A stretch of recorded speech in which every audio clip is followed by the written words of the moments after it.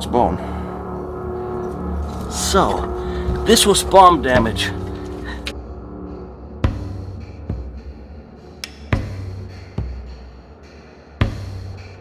Vienna was originally one of the old Roman settlements, and if you dig down deep, you'll find over 2,000 years of construction worth stones and bricks. It was always an interesting place with a lot of interesting people. From the old times of the Austrian-Hungarian Empire through to World War I and World War II, and still today, it is a hub of international intrigue. Before World War I, right here in the center of Vienna, lived some interesting people. Adolf Hitler, Stalin, Lenin, Trotsky, Tito, and even Freud had his office right here. And just like all intellectuals and revolutionaries, they spent their time right here in the Viennese coffee houses. And it is entirely conceivable that they at one point met or at least knew of each other from those years. That's an interesting thought to think. It is known that both Hitler and Trotsky did go to the same Café Central. And even today, of the 1.7 million people who live here in Vienna, about 1% holds a diplomatic passport. And there is an estimated 7,000 spies from various countries who work here. And of course the NSA has several listening posts here, as does many other nations' intelligence services, and a lot of those large NGOs, they meet here as well. So Vienna continues its century-old role of importance.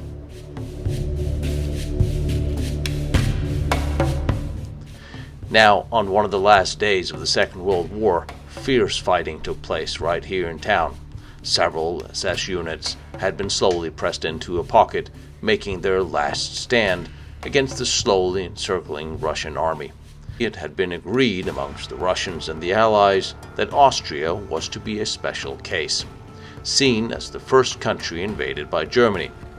This in spite of the millions of Austrians cheering wildly as German troops and Hitler crossed the border in 1938, and almost 1 million served in the German army and the SS. Almost 35% of German war production was located in Austria. This includes a lot of research projects and top-secret projects and installations that was set up here, some under the auspices of General Kammler, and designed, of course, by his chief engineer, Fiebinger. Both of them held very nice offices right here in Vienna as well.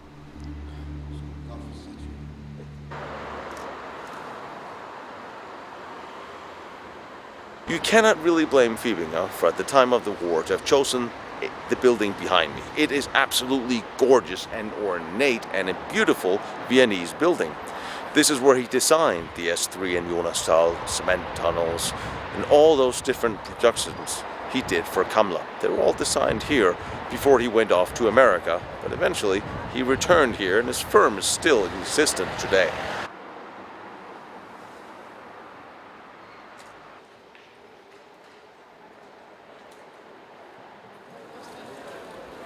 The one thing you have to say about Dr. Kammler was he had good taste in buildings. Behind me is his headquarters here in Vienna.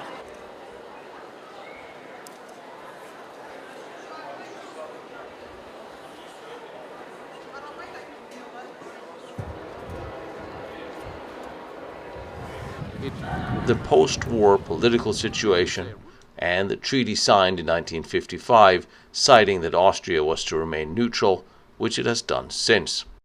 But the wartime activities here in Austria have, by the same stroke of that pen, been slowly and actively covered up. It has simply been deemed one of those things we don't talk about here. Reports and documents have simply vanished, and doom on any independent historian who wish for an independent investigation of special project sites or underground factories, or even want to put up a memorial where the government doesn't deem one is needed. Here seems to be more of an unwillingness to open up to history for the Second World War than even in Germany. And of course, there are the same quasi-government agencies guarding the doors to the sites of history. It is not a situation eased by the dual political situation in Austria, a country that literally have two separate history books, both accepted and both very different. Initially, as the war ended, the Russians sat on the eastern part of Austria and Vienna, the large ministries and industries. At first, they hoped for a Soviet-friendly government with the expectation of a gradual Austrian move towards the east. Moscow helped install a provincial federal government under the elderly Social Democrat Dr. Karl Renner. However, by the first free election a year later, they barely received 5% of the vote. Apparently, the raping and killing of civilians by the Red Army soldiers had a very poor propaganda value. So a more balanced government evolved, one of two completely opposing ideologies pulling in opposite directions. It still exists this way today. Having failed at swaying the Austrians politically, the Russians then turned to financial exploitation of the country that lasted until 1955, by which time some 450 industries had been dismantled and sent to the east. Also for a time, the Russians took control of the Austrian oil fields. In 1946, Austrian communists lobbied Moscow for a division of the country, with the eastern part going to the Eastern Bloc. This was supported by Yugoslavia, where communists have just taken over Prague.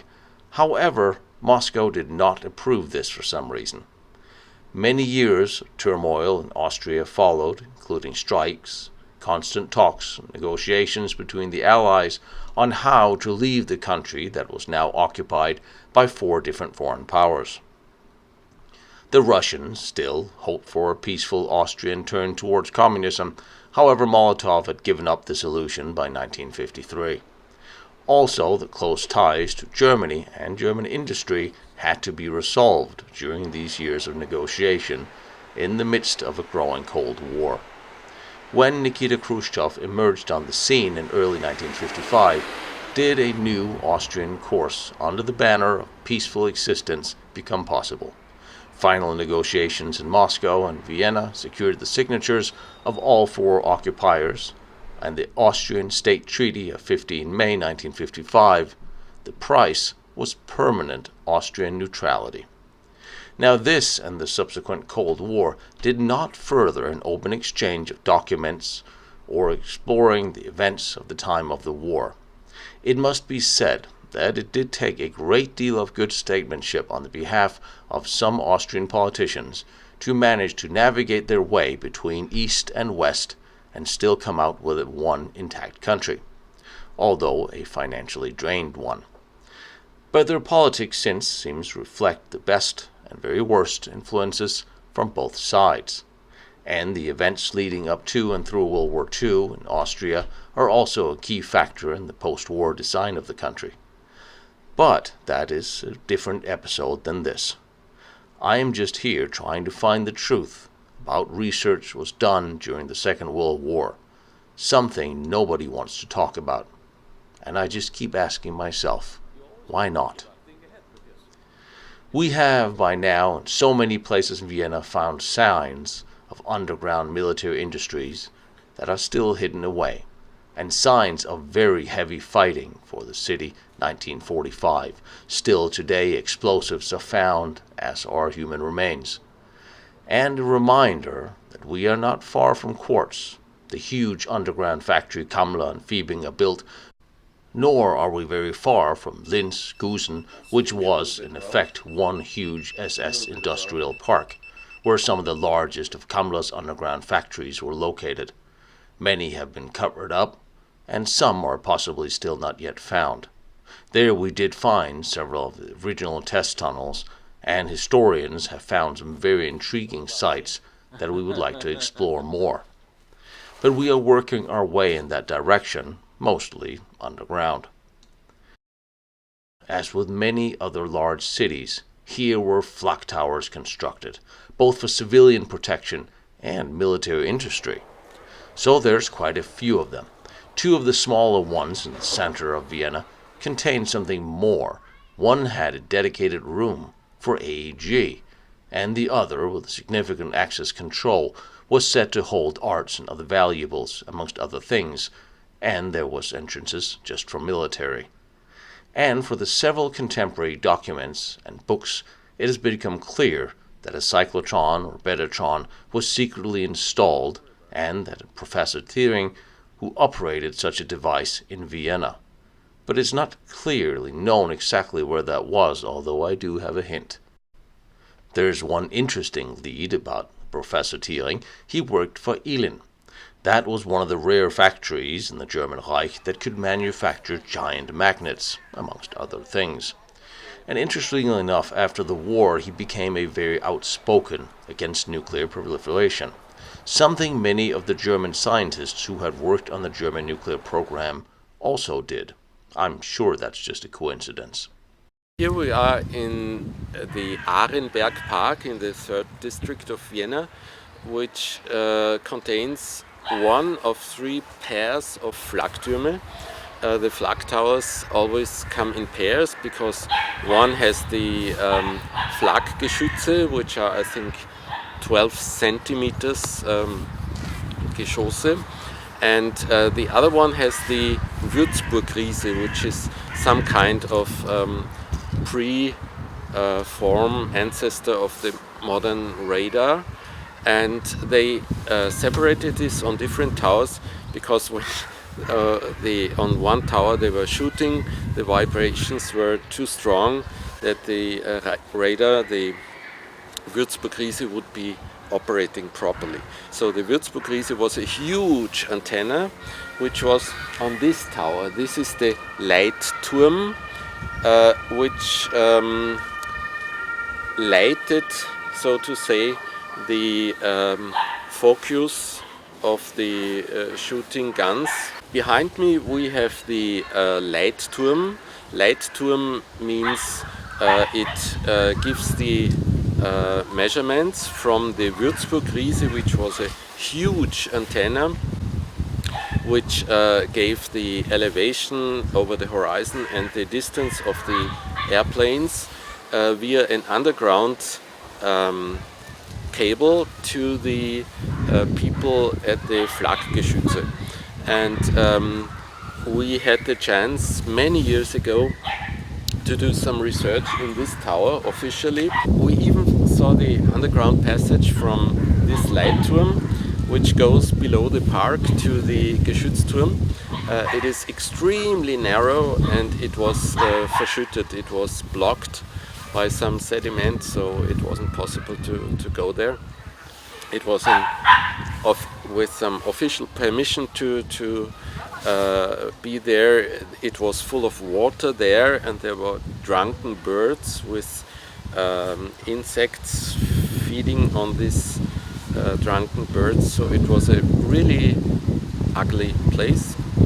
And up there you still have a big kind of, not hole, but cavity, also Hohlraum, where the Würzburg-Riese could be stored and then elevated if it's in use.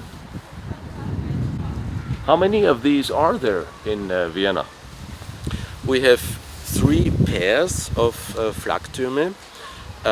Every pair has one Leitturm for the Würzburg-Riese and one Geschützturm. These 2 here in the 3rd district in the Arenberg Park, they are very close together, so you can see both at the same time. Then there are 2 in the Augarten that are a little bit more apart. They are not in use at all. There were some idea to put some computer data server inside, but this fortunately has been gone, the idea. And then there is an interesting 3rd double of towers, which is the Haus des Meeres, an aquarium, which is the Leitturm, the 3rd one, and the Geschützturm is inside a Kaserne military installation, which is super secret because the Austrian government, in case of war or nuclear disaster or whatever, would go in.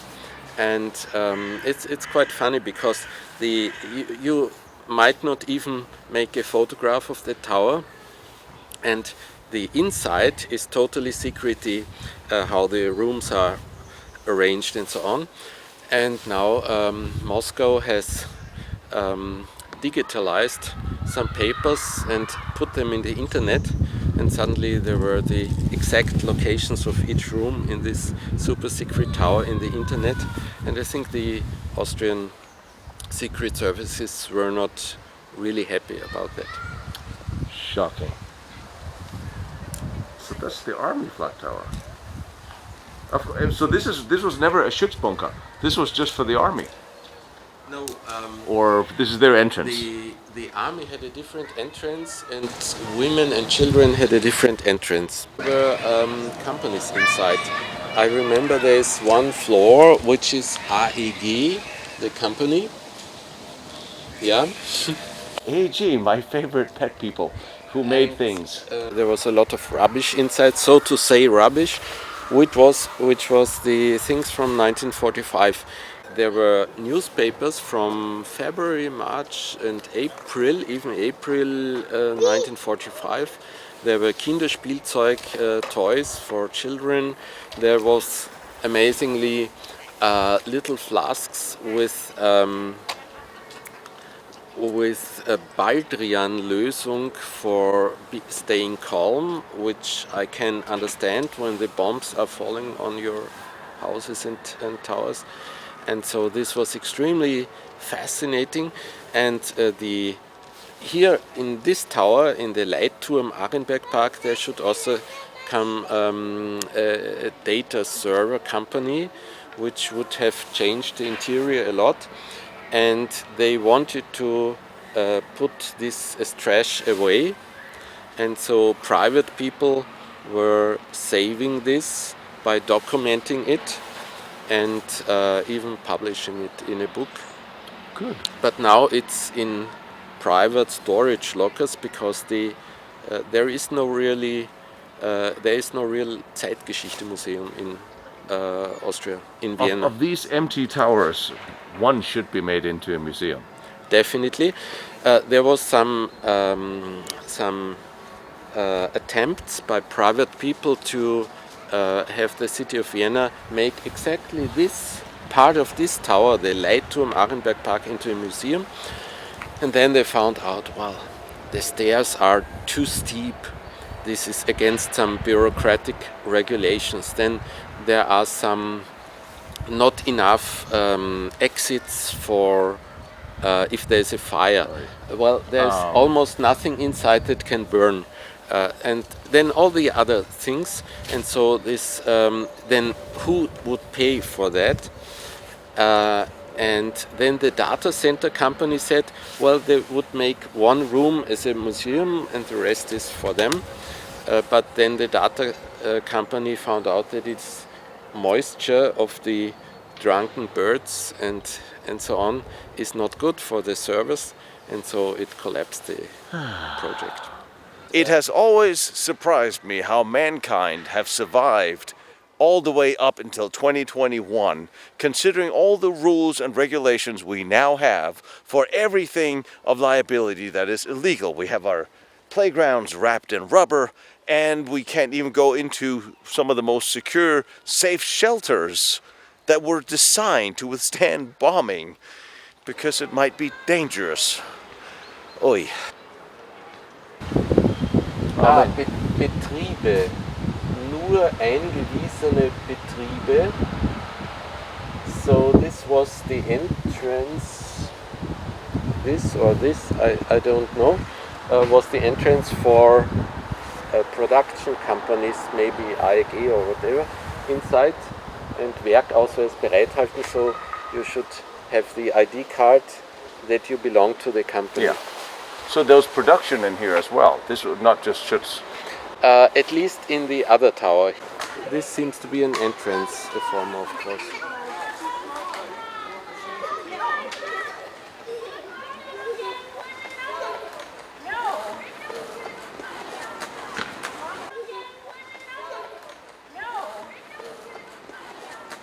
It's entirely possible that Germany and Austria would have had an Anschluss in 1919 after World War I. However, the Allies absolutely vetoed it, made it impossible for the two nations to join, something which many of the people in both nations wanted. However, there's a very good reason why Austria today has done everything it can to, shall we say, obfuscate its past and collaboration with Germany during the Second World War. And after the war ended, putting as much distance between Austria and German activities, including those collaborations of special projects that took place in Austria, was entirely in everybody's benefit to hide, especially for those very hard-working Austrian politicians who managed to do a deal that did not include Austria being occupied for the next many, many decades, like so many other countries in Europe. However, this has ever since put a significant lid on any activities that took place on Austrian soil, or even including Austrian citizens. That has made it very hard to actually investigate or have independent investigations of what took place back then. And over the next episodes, I'm going to try to break down what has been found here and how it has been explained or counter-explained by the government. And I wanted you to know a little bit of background to understand exactly what we're up against. And please don't get me wrong, I love Austria. I could see myself settling here at some point. I am very much on good terms with all the Austrian historians I have met and would very much like to walk the middle ground in actually evaluating the finds that have been found here and the claims that has been made, as well as the counterclaims. But I do think that the Austrian people deserve and need to understand what took place here during the war, and full disclosure is in order and the only way to do this. It's been long enough, and hopefully this documentary series can go some way towards explaining that there are two sides of these stories, and they all need to be told, regardless where the chips may then fall. Vienna really is a beautiful town, and it's a very interesting town with a lot of military historical construction. Everything from airports to underground tunnels, forts, flak towers. A lot of underground construction was built here. A lot of very important people in the Third Reich came from Austria, regardless if you like to think about it or not. It's not really material. What's interesting in this show is what were they doing? What were they doing during the war? And what constructions and inventions, technology was actually made and created during the time of the Second World War that we might want to know about today. A lot of the wartime construction and research was done in various underground shelters, bunkers, tunnels, abandoned mines, including under Linz and Vienna, under the main cities. Towards the end of the war, Himmler took a very keen look at existing tunnels under German and Polish, Austrian towns in order to completely move entire civilizations of technologies and factories underground. And you have to remember, during this time, we are not just looking at Kammler's 20-some tunnel systems that we know of, that he had Fiebinger built most of. What we're actually looking at is hundreds and hundreds of industries that moved into tunnels, mines, or built underground bunkers, or sometimes above ground bunkers, for their industry to be protected. Here under Vienna, there's a lot of them, and some of them are very, very interesting, especially when they are involving companies like Siemens, that we know were involved with some of this secret and special research, just like AEG. Didn't you say AEG had a room up in the flak tower? Why do they always come up, and what were they doing?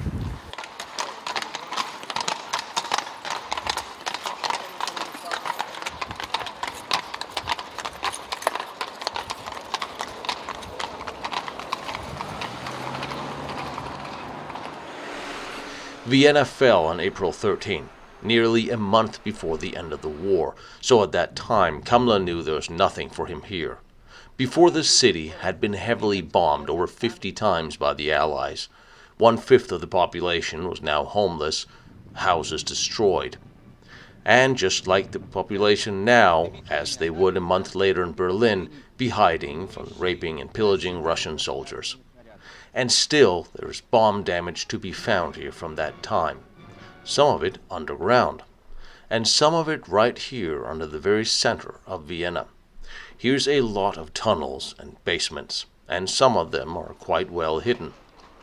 We heard of one, almost a time capsule, that was hidden under a residential block, where it was said remains and military parts were to be found. So we decided to start our visit under town right here. And for obvious reasons, I'm not going to show you the entrance. All of a sudden, you were locked inside the basement of a Swiss. No, not Swiss. We're in Vienna. I keep seeing white and red flags. Speaking of where we are, where are we? Nationalfeiertag is on Tuesday. National holiday. I know, I'll be fleeing the country going to see Remek. Well, this is what a basement should look like.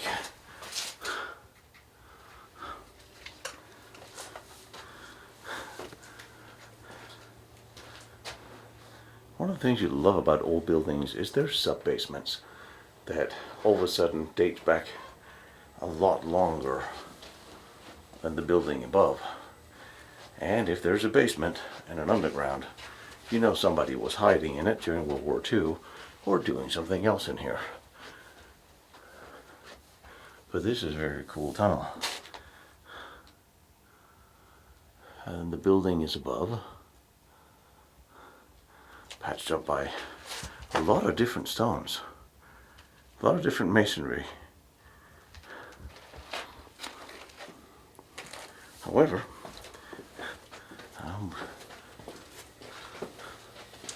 all right.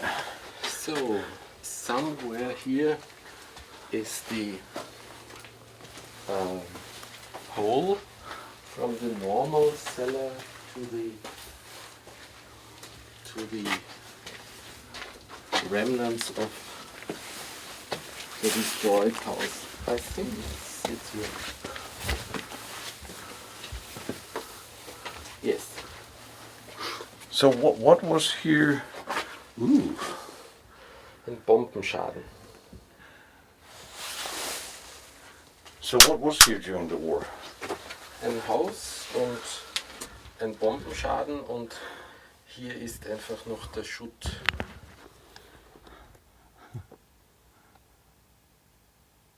Okay. How about you take the photo when I come back out? Okay. All right.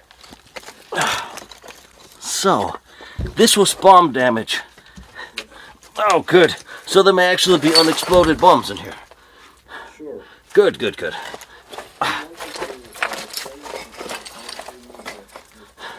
What did you say, Gold Train? I know. All right, so there used to be a shelter down here, air raid shelter. Unknown. Well, there's a fairly big tunnel system down here. Wow. All right. Let me open up for you.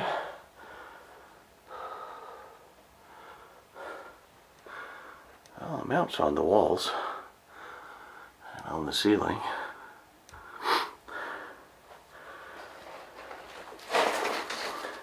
It is amazing that above us is a huge square middle of town, and yet you still have the shelters from the war. Someone's partially bricked up. Wow. It looked like an old food container from the war. I've seen these hanging over campfires. So here was a bomb shelter.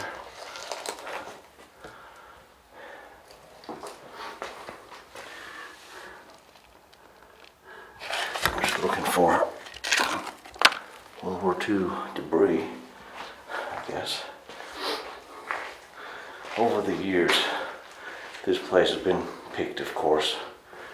There used to be steel helmets and gas masks and things laying down here. came from up there. But you look at the wood dowels, these were attached later as cabling was installed in here.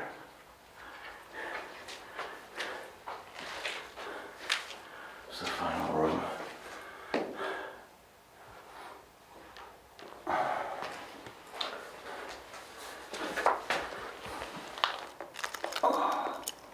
Wow. This is part of an old gas mask filter. Very rusty old filter from a gas mask. In Germany, the civilians had to buy their own gas masks for a number of years. They were not issued, and there it is. Oh, wait a minute now.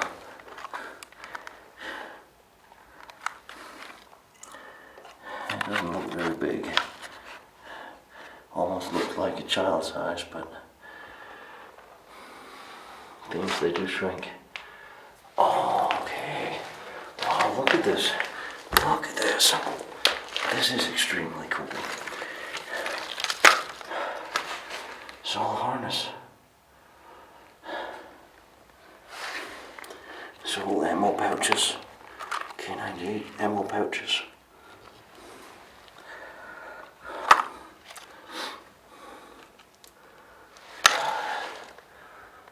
Another gas mask. Another one. And it's just sitting in this basement. More ammo pouch. What is this?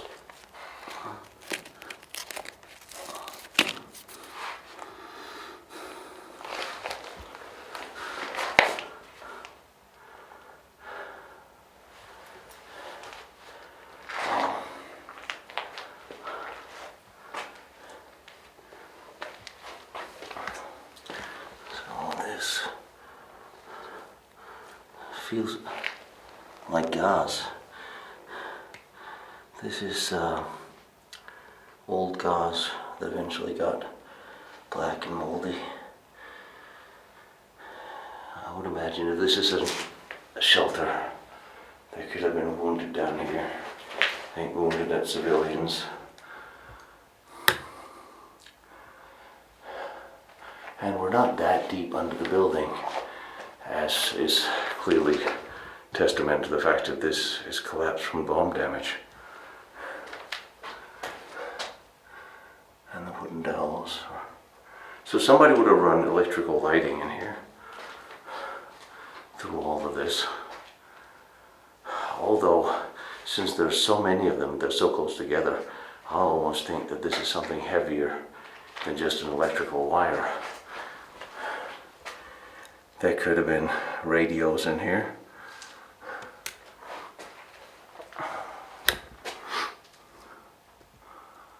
It's hard to tell at this point. There's no markings, but there's so many of these that you would almost think that it would have held something heavier than just a cable for light.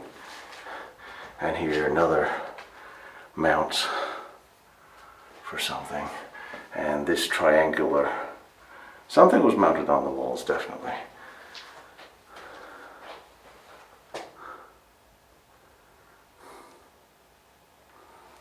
Have a good look in the corners.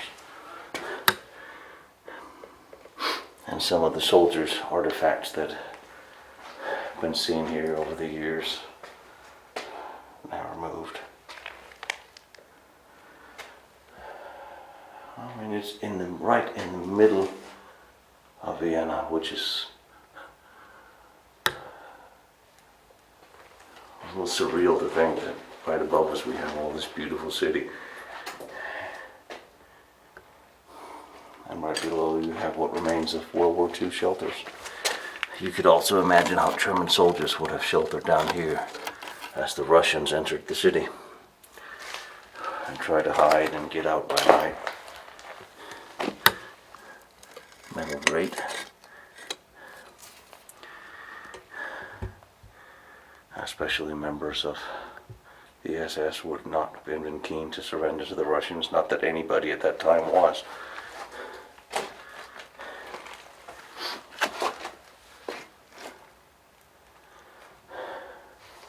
It kind of makes me wonder what is under this, what is underneath all this sand. Yeah, would be interesting. I think just behind your back, at the corner of the wall, there could be, or at least there was, the Stahlhelm. There was. There's still there's some ammo pouches, some gas masks, some gauze. The helmet's not there anymore. Gas masks are still there? Yeah, 3 of them. But considering that this came down while there's somebody here, there could be people under here. Definitely. I mean, this has never been excavated, and it's just in our circles we call it the time capsule. yeah. This place. And you don't really want to disturb it, but it would be nice to know what is underneath here, just for the sake of historical interest. What was mounted on the walls? Do you have any idea? Where? Electricity. There's a lot of these for Yeah. electrics. This is the electricity for the. It might have been a Luftschutzkeller. I mean, I'm thinking there's a lot of mounts on the walls. And here was a connection to another house.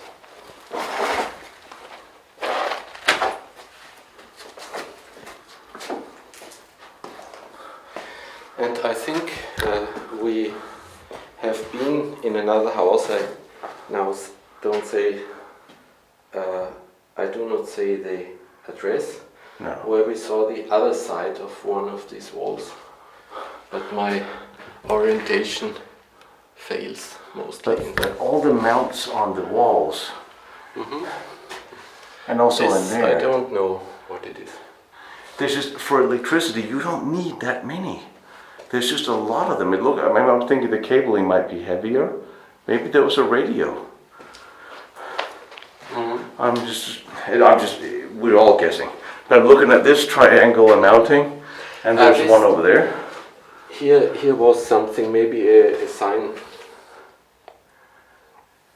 with some inscription. These are heavier. This is the below Yeah. part, and this is the upper part. I guess at least for some, I don't know, Ruhigsein and. You know, someone who's going to see this video is going to recognize a triangular mount on the wall, World War II era, and write it to us. Someone will look at this triangular, and someone will see this and go like, oh, this is where you had this and this would mount it. And that's what makes this fun, is if you guys can't be here, we can show you, and you've been somewhere else, and you recognize some of these things.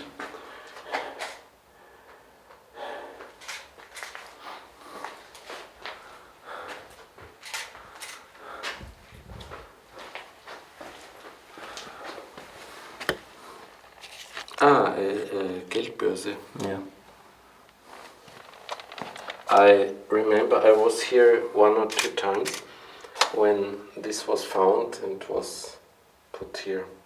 The best thing is to leave the things here, but unfortunately many people take things home, and so when the place is discovered, then it gets empty.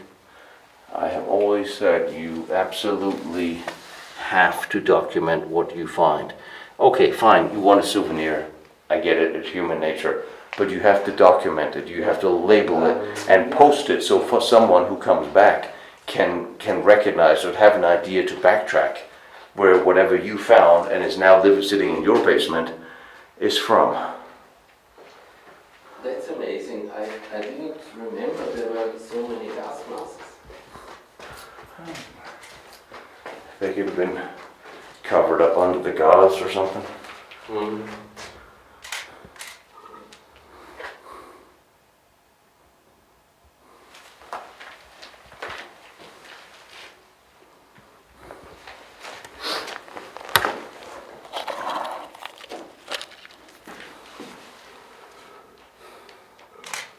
T98. What's that? That I recognize the shape. One?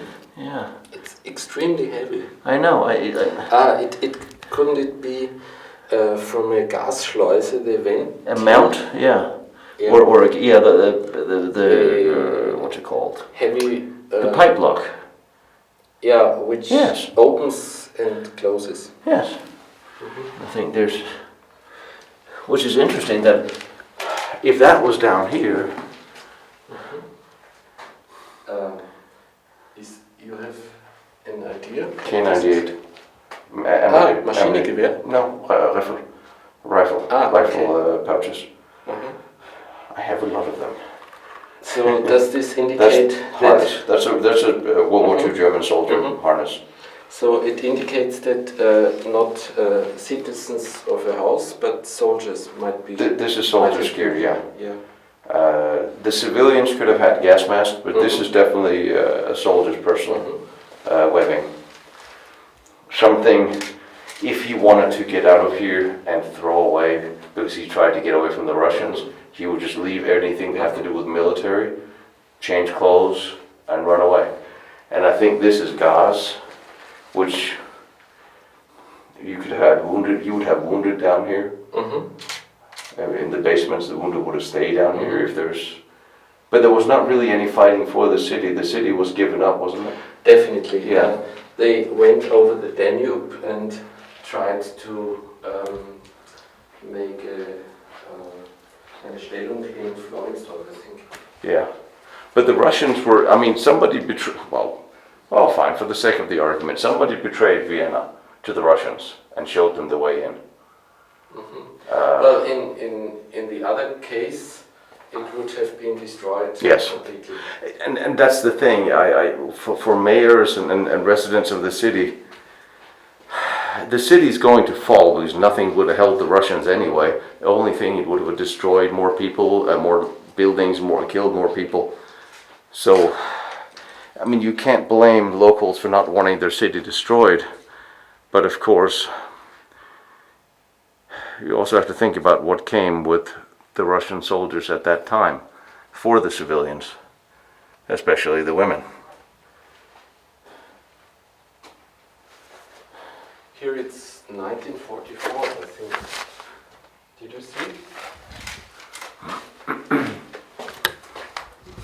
I think it's 1944.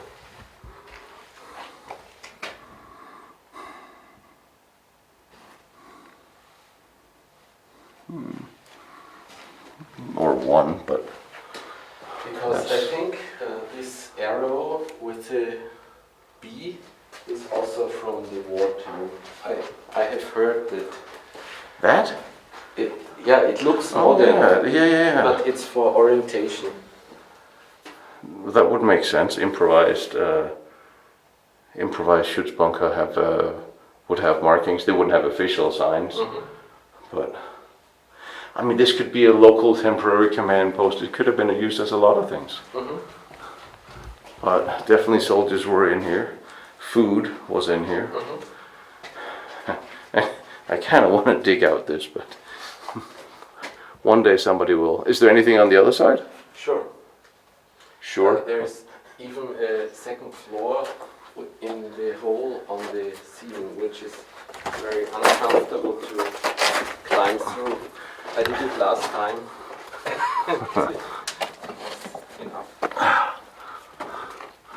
Yes, because I always go for comfortable vacations. So.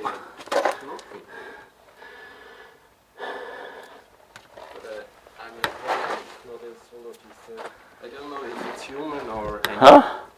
but it could be from food. But What is it? A big Knochen. Well, all right, let's see it.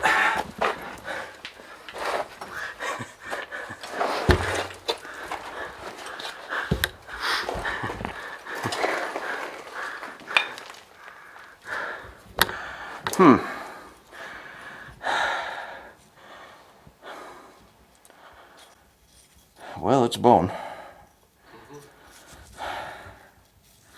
But as we have here the pot for cooking, I don't know, it could be animal or it could be human. I don't know. Child bone, femur, small femur, elbow, arm, fractured.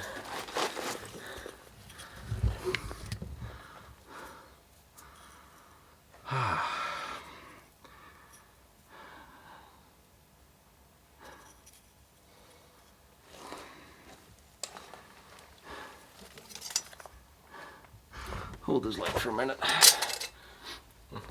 I have a doctor. I'll take a couple of pictures of it, because if it is a human bone, well, then we probably maybe have to tell someone. If this is a war grave,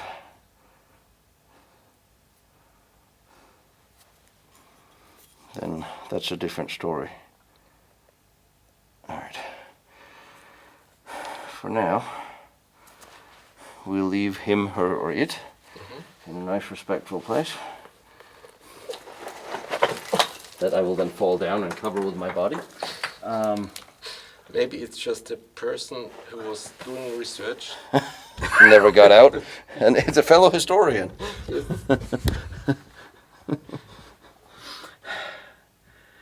All right, we'll leave him there, and then we'll see. Like I said, it could be animal bone, but anything is possible. Bomb came down.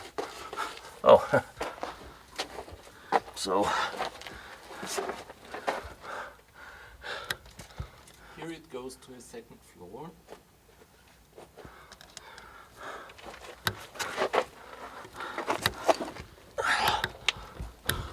All right, did you ever look at this hole here? I was up there last time. Why is there 2 boots stuck in there? Boots? These are 2 boots.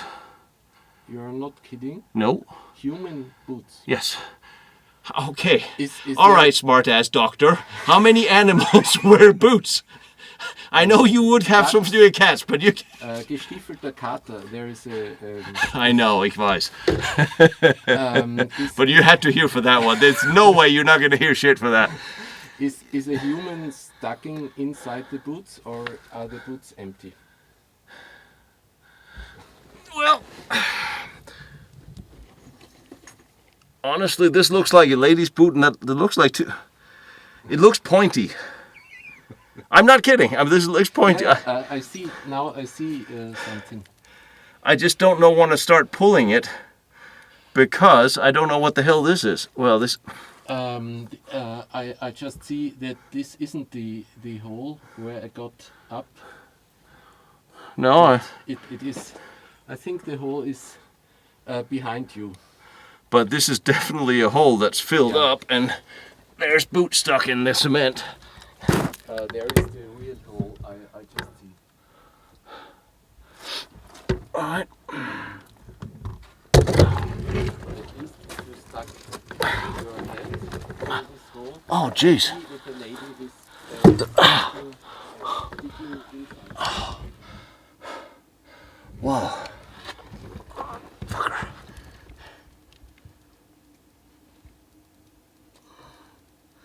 Okay. So, what's down here? Anything down here? I can't remember. It was very and not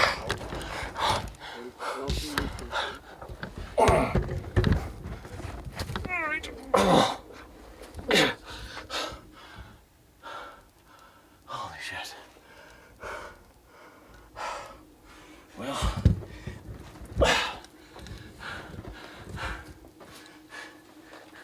If it wasn't dirty before, I am now.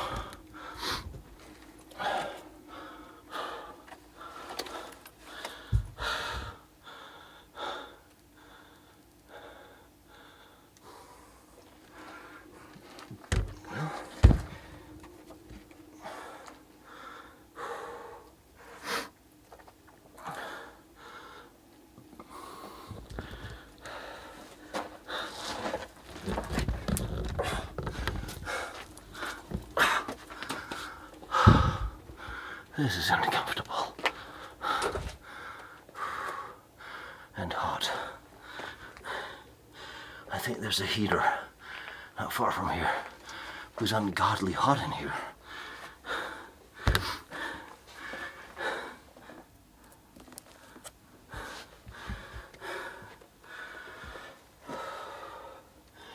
It really is hot in here. It's very strange.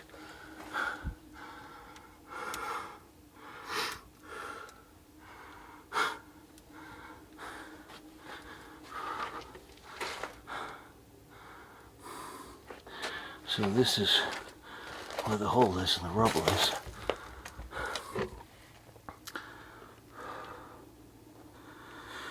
And the boots are stuck somewhere under here. This looks familiar. Oh. Okay, it's a piece of red pipe. I guess I've seen red pipe before. Makes sense.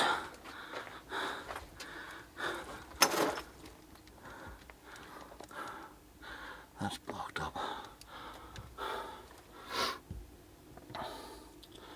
This is blocked up. Nothing over there. Okay.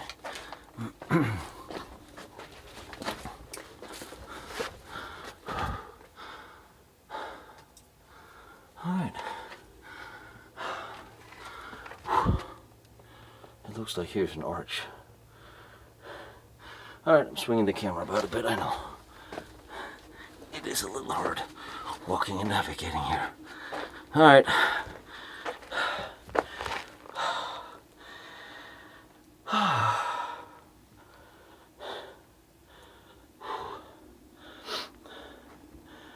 Alright, coming down. Somehow.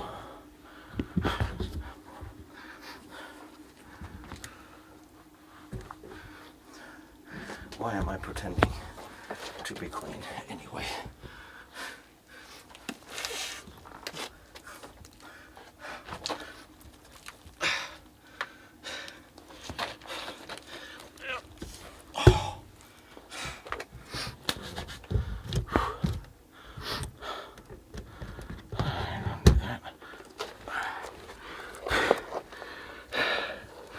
You still here?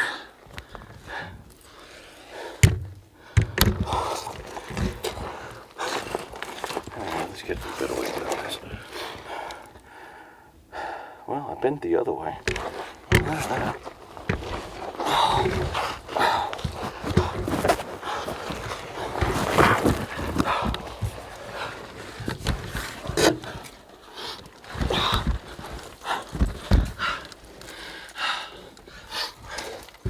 All right.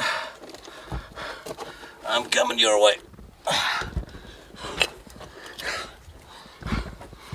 Boots.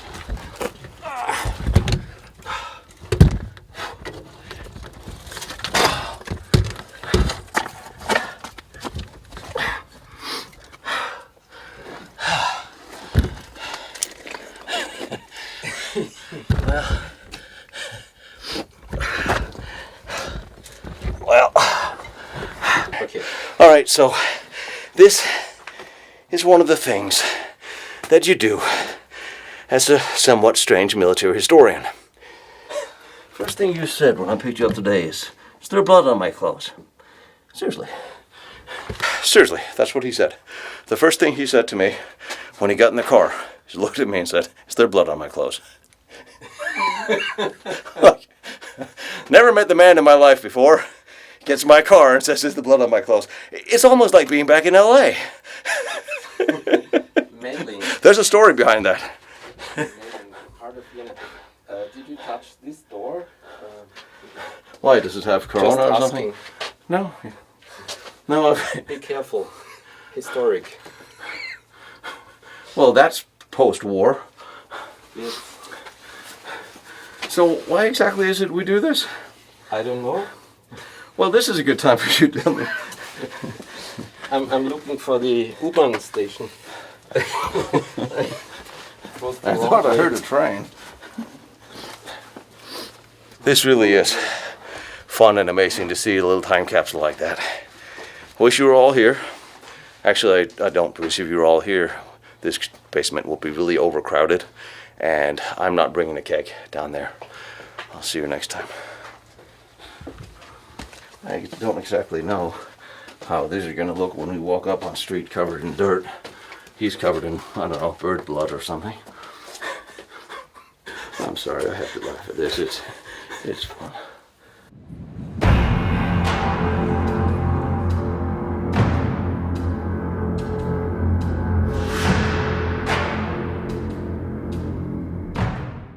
After Vienna had fallen, some of the SS units had managed to get out and kept on fighting, and the Russian army now headed towards Linz, just like Patton's Third Army was doing from the other direction. And there was a very good reason everybody wanted to be the ones to get there first. Much as some of the last battles of the war happened here in this town, the last battle over the truth of what actually happened may also need to take place in this small city in Austria.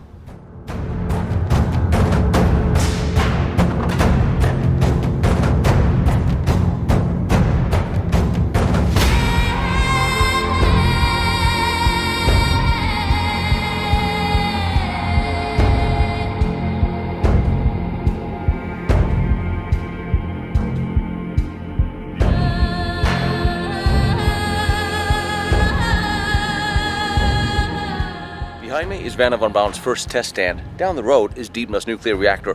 Over there is the Maginot Line and all its amazing forts. I'm visiting them all and I'm bringing them to you. So I really appreciate you like, follow, and share what I'm doing, trying to document all these important historical locations.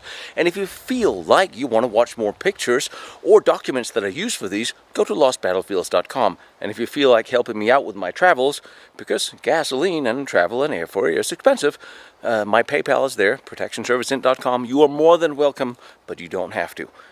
I appreciate all your support and all your help, and I love seeing these locations, and I love bringing them to you.